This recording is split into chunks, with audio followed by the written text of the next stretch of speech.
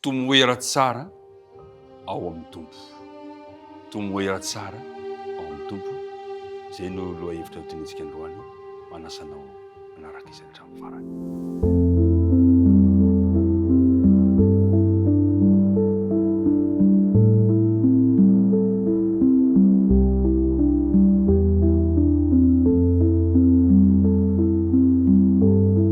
Miarabantsika rehetra tafahoana soamantsara indray amin'ity maraina vaovao ity. Mino fa salama tsara avokoa isika rehetra.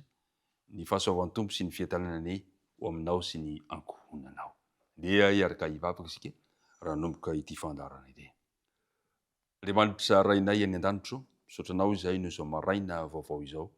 Maraina vaovao eo amin'ny fiainanay ary inonay fa maraina vaovao ihany koa izay anombohana fiainana miaraka aminao indray. Misaotra tamin'ny fitantanana rehetra, mangataka anao nefa izay mba amelanelokay mba ho vita fihavanana aminao izahay. Ary tsy ahidiam-poninay ary ny fanena masina mba hampianatra anay ny teninao ankehitriny, dia mitahy ny mpiara-midinika rehetra. Tononona sy angatana vavaka aminaran'i Jesosy. Amen.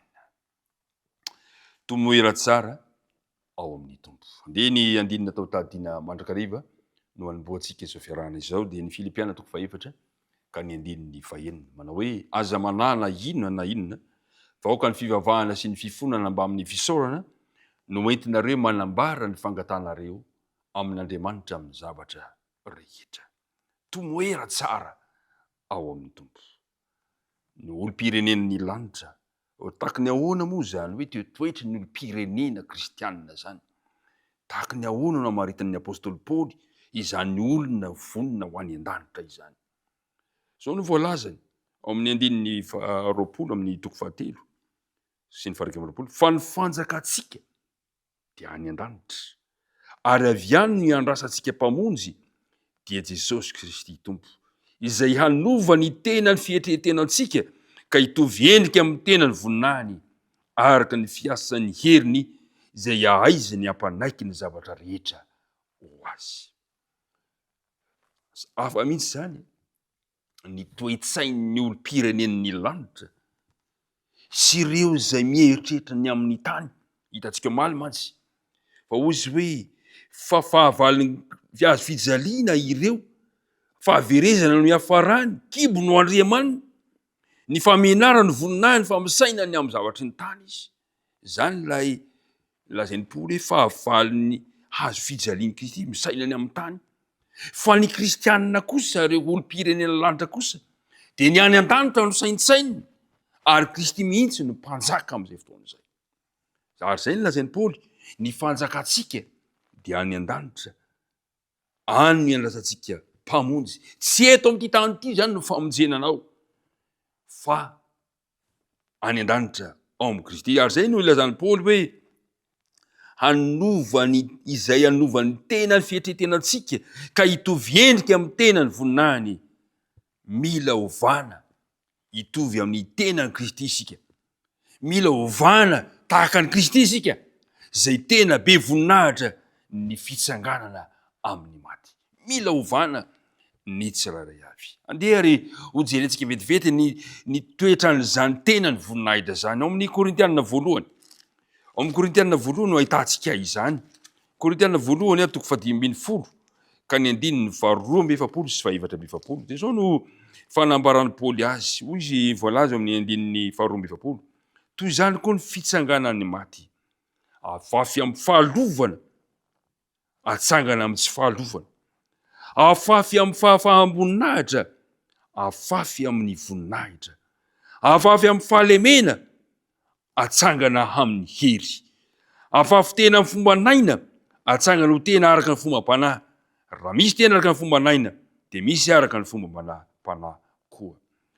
Hitantsika eto zany fa ilay hoe toetoetra n'ilay tenany voninahitra dia zao, afafy amin'ny fahalovana fa hitsangana amin'ny tsy fahalovana. Afafy amin'ny fahafahamboninahitra fa hitsangana amin'ny voninahitra. Atsangana amin'ny fahalemena fa atsangana amin'ny hery. Ao amin'ny Kolosianina 4. Kolosianina 4 ka ny andininy 2 dia zao no lazain'ny Paoly azy hoe raha iseho Kristy dia hiara-miseho amin'ny voninahitra ianareo. Roviana no tanteraka ilay hoe fanovanatsika hitovy amin'ny tenan'i Kristy. Roviana dia lazain'ny Paoly eto hoe rehefa iseho Kristy ilay fiainatsika, rehefa iseho Kristy amin'ny voninahitra. Amin'ny farany ry mpiara-midinika namana dia ho resen'i Kristy ny fahafatesana, ilay fahavalo farany. Zay ny mahatonga ny Paoly, zay ny mahatonga ny lohahevitra iteny manao hoe tomoera tsara ary ao amin'ny tombo. Tomoera tsara ao amin'ny tombo satria ao amin'ny tombo no misy ny fanantenana lehibe ho antsika tsirairay avy. Ao amin'ny tombo no fanantenantsika. Ao aminy ilay fiteny fikasana faratampony izay omena antsika isan'andro isan'andro. Tadio tsara fa tsy fiafarana akory ny fahafatesana, fa ny tenantsika vaovao tanteraka eo ny fiafarana ho amin'ilay tena ny voninahitra, ny fitsanganan'ny maty eo no fiafaran'ny toe-javatra rehetra.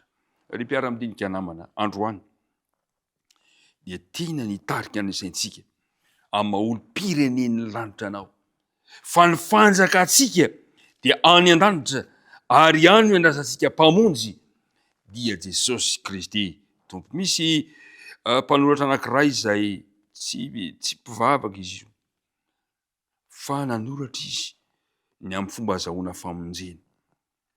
Izy ity dia milaza fa hoe famonjena tsy misy an'Andriamanitra izay hevitra daladala ihany, kanefa dia niaiky ilay mpanoratra fa ny fivavahana kristianina ho izy no azahoana mandresy ny tahotra sy ny fahafatesana, satria fandresena isam-batan'olona no resahan'ny fivavahana kristianina. Ny fivavahana kristianina irery ihany ozy izy no ahafahana mandresy ny tahotra sy ny fahafatesana, kanefa izy tsy manaiky ny fisian'Andriamanitra. Ry mpiara-midinika namana, ho anao ilay olom-pirenen'ny lanitra, manahoana ny finoanao? Ho an'ny Paoly dia zao, ilaitsika ny miaina maha-olom-pirenen'ny lanitra tsika, mitazona ny teny fikasana ny amin'ny fitsanganana amin'ny maty sy ny fiainana mandrakizay, ary anjarantsika ny mizara am'izany amin'ny mpiara-belona amintsika. Ry mpiara-midinika namana, ny famonjenantsika dia tsy eto amin'ny tany fa amin'ilay fanjakana avy any an-danitra ao amin'ny Kristy Jesosy, lay iandrasantsika iseho tsy ho ela. Aoka ho amin'izany ny fanantenanao androany, aoka ho amin'izany ny fifalianao androany, ka hoy izy ny ten'Andriamanitra manao hoe tomoera tsara ao amin'ny tombo. Da hifikitra eo amin'ny tombo isan'andro isan'andro isika, na inona mitranga na inona mitona eo amin'ny fiainantsika. Andeha ary hiaraka hivavaka isika. Tompo Andriamanitra eo, ianao tokoa no fanantenanay, ianao no mpamonjy anay, tsy misy fiadana, tsy misy famonjena eto amin'ny tany ity, fa ny fanjakanay dia any an-danitra, any no andrasan'ny mpamonjy dia Jesosy Kristy tomponay. Aoka ry izahay hifikitra aminy, ampio izahay mba hitoetra mandrakariva eo amin'ny Jesosy Kristy. Tario izahay tompo androany, tsy hodikodina ny sainay, fa hifantoka amin'izany famonjena izany, dia ny famonjena ao amin'ny Jesosy Kristy. Dia mitantana anay amin'ny tontolo andro ity, tononona ny vavaka amin'ny anaran'i Jesosy. Amen.